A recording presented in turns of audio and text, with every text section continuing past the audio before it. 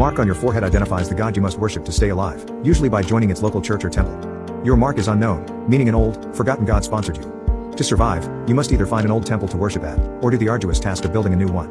When multimillionaire Alfred Talbot Jr. suddenly found a mark of an unknown god on his forehead and announced his resignation, the whole world was taken by surprise. While the public at large was busy gossiping, occult detective Katrina Watson was busy poring through a well-known publication of the Holy Inquisition, Annals of the Pantheons, trying to find a god's mark or sigil that matched the one on Alfred's forehead. Alfred's co-founder had hired her to investigate what was happening, citing an old tale where marked chosen ones must worship to stay alive or risk a horrible death. He feared the worst, that he could lose his best friend and co-founder before Alfred could even find the god in question or the right way to worship the god.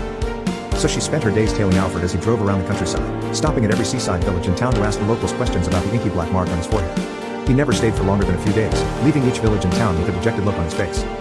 He hasn't left this fishing village in over a week, constantly pacing